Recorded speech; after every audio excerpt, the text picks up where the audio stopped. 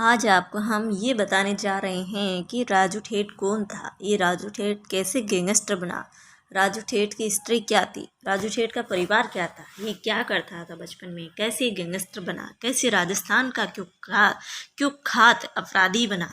ये सारी बात आपको आज डिटेल से समझाएंगे कि राजू ठेठ किस प्रकार से एक गांव का साधारण से परिवार का एक लड़का किस प्रकार से राजस्थान का जाने माना कुख्यात अपराधी बनता है और आज वो कुत्ते की तरह मौत के घाट उतार दिया जाता है। दूसरे लोगों की मौत करने का बदला वापस ले लिया जाता है। अब आज को बताते हैं कि राजू ठेठ कौन था। राजू गांव ठेठ दातारामगढ़, दाताराम सीकर की एक तहसील है दातारामगढ़, उसमें एक गांव है ठेठ। उसका था एक राजू नाम का लड़का और उसको गांव का नाम उसके जोड़ के बोला जाता था राजू ठेठ। ये बाद में बना था, पहले राजू ही गांव में जाने जाता था, लेकिन अपराधी और गैंगस्टर इतना अच्छा बन गया उसके बाद में उसको राजू ठेठ के नाम से जाना जाने लगा।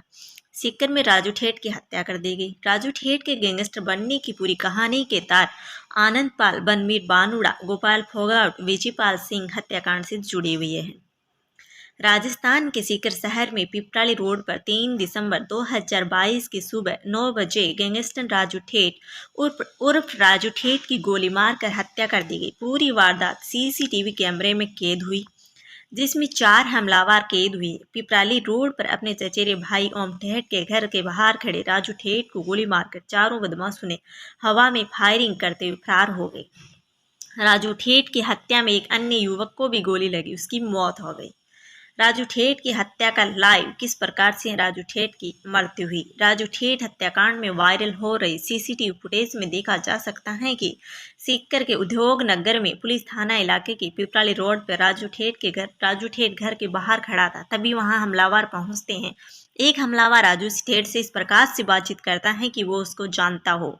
इसी दौरान वहां से पत्थरों से भरे 2 ट्रैक्टर गुजरते हैं और एक ट्रैक्टर उसके घर के सामने आकर के इत्तेफाक से खड़ा हो जाता है, लेकिन दूसरा ट्रैक्टर चालक ट्रैक्टर को उसके घर के सामने सड़क पर थामकर नीचे उतर जाता है। तभी हमलावर को ट्रैक्टर की अच्छी खासी आड़ मिल गई और राजू ठेठ को ताबड़तोड़ गोलियों की बारिश कर दी, जिससे राजू ठेठ नीचे गिर गया।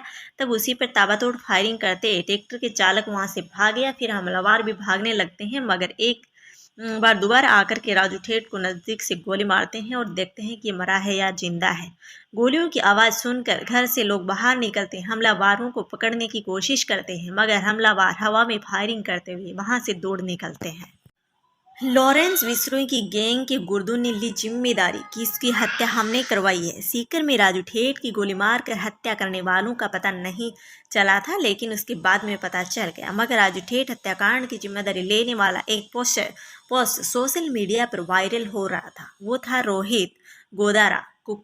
ये बीकानेर के कपूशी सर कोई गांव है उसका था। उसने फेसबुक पर अपनी प्रोफाइल पर एक पोस्ट लिखा, राम राम सभी भाइयों को, आज ये जो राजू ठेठ की हत्या हुई है उसकी संपूर्ण जिम्मेदारी मैं लॉरेंस विश्नोई गैंग का रोहित गोदारा लेता हूँ।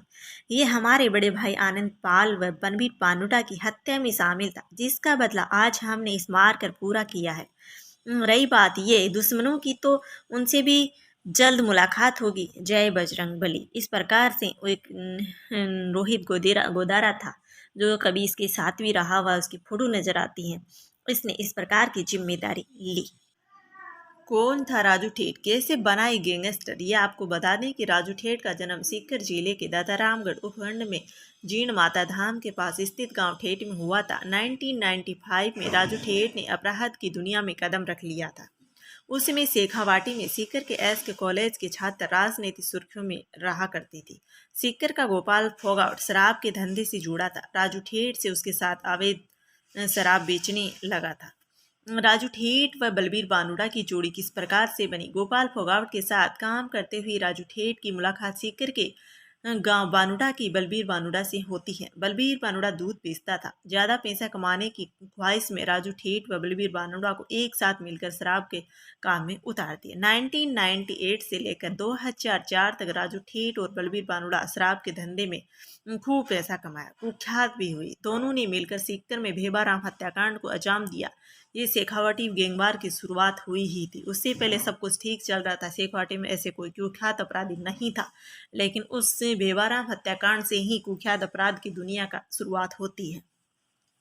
बेबाराम हत्याकांड। बेबाराम हत्याकांड सीकर में धौद पंचायत समिति में एक दुगोली गांव आता है। उसमें 5 भाई थे। उनमें सबसे छोटे बेबाराम और ओमाराम थे। उन दोनों को वहां से उठाते हैं। उठा करके वहीं नागौर जिले में और कुछ वहाँ घाटवा नाम का कोई गांव है, वहाँ से उन लोगों को वहाँ अच्छे से पिटाई करते हैं और फाड़ियों के वहाँ जंगल में ले जा करके फेंक देते हैं। उनमें से ओमर एक जिंदा हो जाता है और एक मर जाता है। वहीं से इनकी कुख्यात अपराधी की दुनिया शुरू होती है। जीर्ण मातमी विजय फाल की हत्या होती है। वक्त बीतता जाता है। 2004 में राजस्थान में शराब के ठेका का लॉटरी का आवंटन होता है। राजू ठेठ व बलबीर बानुड़ा ने जीर्ण माता में शराब का ठेका निकला। शराब की इस दुकान पर बलबीर बानुड़ा का साला विजयपाल सेल्समैन था। राजू ठेठ को लगता था कि विजयपाल शराब को ब्लैक में बेचता है और पैसे एक्स्ट्रा कमाता है। विजयपाल में और राजू ठेठ में कहासुनी हो गई, जो बाद में दुश्मनी में बदल गई। राजू ठेठ को उनके साथियों को विजयपाल की हत्या कर दी गई। विजयपाल की हत्या के बाद बलबीर बानुड़ा हुआ खून का प्यासा। राजू ठेठ अपराध के दलदल में फंसता चला गया। साले विजयपाल की हत्या के बाद बलबीर बानुड़ा राजू ठेठ के खून का प्यासा हो गया। वह राजू ठेठ से अपना बदला लेना चाहता था। राजू ठेठ पर उस पर गोपाल फोगाट का हाथ था। ऐसे में बलबीर बानुड़ा ने नागौर जिले के लाडनू गांव के सांवरात के गैंगस्टर आनंद पाल से हाथ मिलाया। आनंद पाल व बलबीर बानुड़ा माइनिंग और शराब का कारोबार करते थे। धीरे धीरे राजू ठेठ और आनंद पाल सिंह की गैंग बनती गई और दोनों के बीच दुश्मनी बढ़ गई। गोपाल फोगाट हत्याकांड सीकर किस प्रकार से हुआ? राजू ठेठ से बदला लेने के लिए बलबीर बानुड़ा और आनंद पाल ने जून 2006 में राजू की सुरंग से गोपाल फोगाट की हत्या कर दी। सीकर के कल्याण सर्किल के पास एक दुकान में गोपाल फोगाट को गोलियों से भून दिया था। गोपाल फोगाट हत्याकांड के 6 साल तक राजू ठेठ और आनंद पाल सिंह गैंग अंडरग्राउंड रही। फिर साल 2012 में बलबीर बानुड़ा और आनंद पाल पुलिस के हत्थे चढ़ गए। राजू ठेठ भी सलाखों के पीछे पहुंच गए। सीकर जिले में राजू ठेठ पर हमला और बानुड़ा की हत्या किस प्रकार से हुई? बलबीर बानुड़ा के दोस्त सुभाष बराल ने 26 जनवरी 2013 को सीकर जेल में बंद राजू ठेठ पर हमला किया। हालांकि हमले में राजू ठेठ बच गए थे। राजू ठेठ के जेल जाने के बाद पूरी गैंग की कमान भाई ओमा ठेठ ने संभाली। उधर आनंद पाल सिंह व बलबीर बानुड़ा को बीकानेर जेल में भेज दिया गया था। ओम ठेठ का साला जेपी ओम प्रकाश राम प्रकाश भी बीकानेर जेल में बंद थे। ठेठ गैंग ने जेल में आनंद पाल व बलबीर बानुड़ा ने बदला लेने के लिए उस तक हथियार सप्लाई किए। 24 जुलाई 2014 को बीकानेर जेल में बलबीर बानुड़ा की हत्या कर दी गई। हमले में आनंद पाल बच गया। सीकर एसपी पहुंचे मौके पर। सीकर शहर में कोचिंग है पिपराली रोड पर सुबह दिन दहाड़े गैंगस्टर राजू ठेठ को गोलियों से भून दिया गया।